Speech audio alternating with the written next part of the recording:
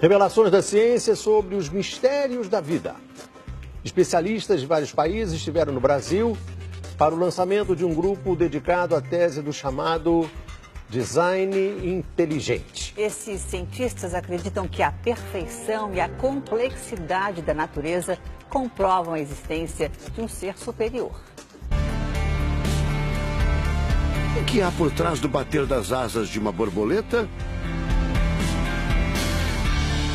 Ou das cores vibrantes das penas dos pássaros? O que há em comum entre a concha do mar e a força dos furacões? Que mistérios guardam as nossas células e o DNA, o responsável por tudo o que somos? Os homens reunidos nesta sala são os principais nomes de um ramo da ciência que pretende responder questões como estas. Ao contrário do que a gente apregoou por 150 anos, há evidências de inteligência na vida e no universo. Eles são estudiosos do chamado design inteligente, uma linha de pesquisa que acredita que a complexidade da vida e a perfeição da natureza comprovam a existência de um ser superior. A vida foi feita pronta, o universo foi feito pronto, planejados por um ser extremamente inteligente, com design, com arte, com perfeição. Marcos Eberlin coordena o Núcleo de Pesquisa em Ciência, Fé e Sociedade, recém-inaugurado por uma das maiores universidades de São Paulo, em parceria com instituições americanas. Outro defensor do design inteligente é o doutor em bioquímica e professor americano Michael Behe.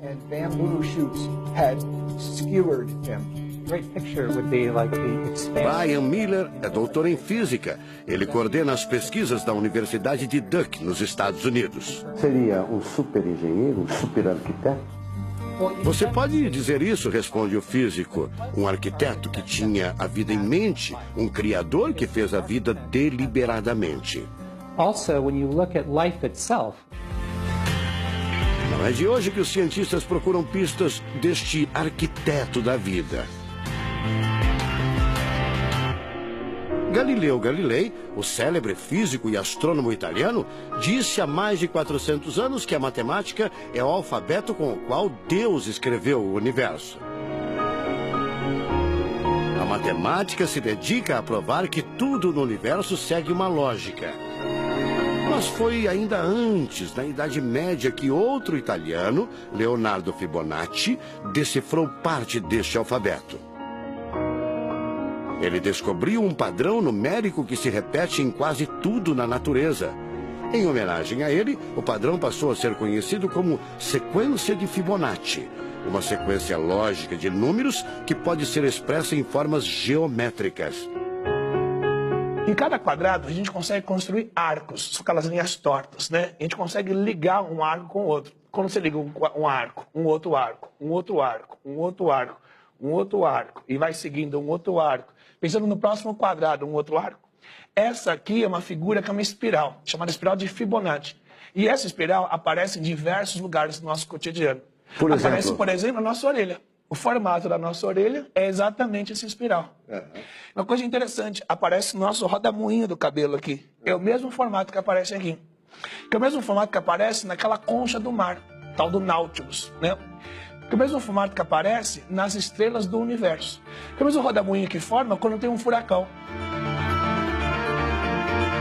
A sequência de Fibonacci foi encontrada também nas ondas do mar, nas pétalas das rosas, na distribuição das sementes do girassol e até nos hexágonos da casca do abacaxi. Mais uma comprovação matemática da existência de uma mente inteligente por trás da criação seria o chamado número de ouro, ou proporção áurea, representada pela letra Φ. O número de ouro, também representado pelos dígitos 1,618, está presente na construção de uma das obras mais importantes da antiguidade, o Partenon. Foi usado por Leonardo da Vinci na Mona Lisa, o quadro mais famoso do mundo.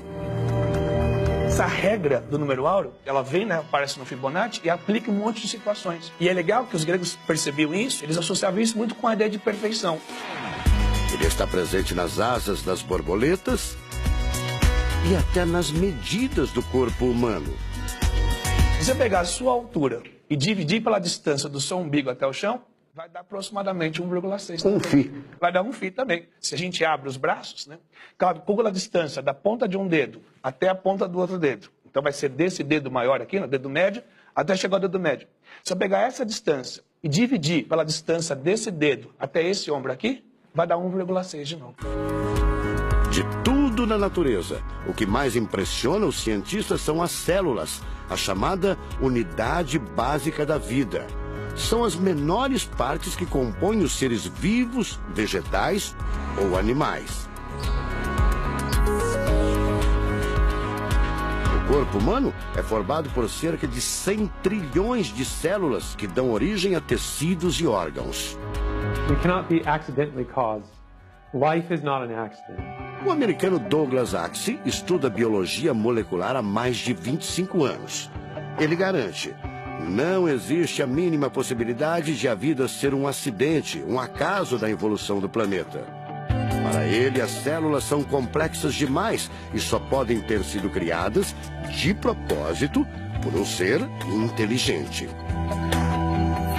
Literally machines that are made out of molecules. Dr. Michael Behe concorda. Ele compara a célula a uma fábrica repleta de máquinas e veículos. Ela produz e troca com as células vizinhas os elementos fundamentais à vida. Tudo coordenado por uma espécie de computador central, o chamado DNA. Você já deve ter ouvido falar dele. O DNA é um conjunto de informações genéticas que definem as características dos seres vivos. Entre os humanos é o DNA que informa o sexo, a cor da pele e do cabelo e o formato do rosto, entre outras coisas. São 6 bilhões de informações condensadas numa estrutura microscópica extremamente eficiente. O presidente da Sociedade Brasileira do Design Inteligente considera o DNA o mais avançado código de que se tem notícia. A gente tem a molécula de DNA como um modelo. Por quê? Porque quando a gente descobriu essa molécula, a gente viu que era uma molécula fantástica, maravilhosa. E ali evidências e mais evidências de que uma mente inteligente projetou a vida. Porque é o software da vida. E esse software tem o quê? Tem ali um código. E a gente sabe que códigos emanam de mentes inteligentes. Nos Estados Unidos, um grupo de pesquisadores afirma ter identificado uma sequência de números que sempre se repete no DNA humano. Seria uma espécie de assinatura de Deus, segundo o engenheiro da computação Greg Braden. So now we have a definition.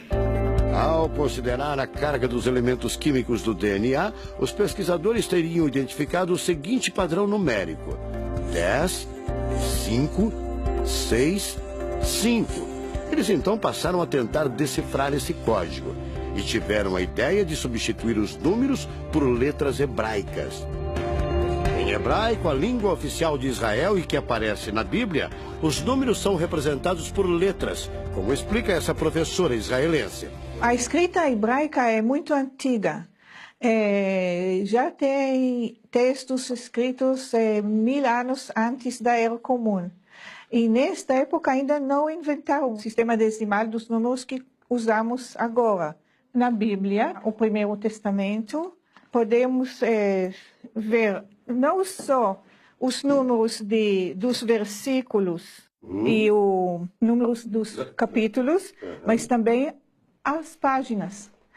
A contagem das páginas está feita em letras e não em números. A sequência numérica 10, 5, 6, 5 foi transcrita para as respectivas letras em hebraico: Yud, Rei, Vav, Rei. Veja o resultado. A sequência corresponde à palavra Javé, ou Deus em hebraico. Apesar de todo o avanço da medicina, cerca de 90% das informações genéticas ainda são um mistério. professor Eberlin diz que as descobertas científicas trazem implicações sérias para toda a humanidade.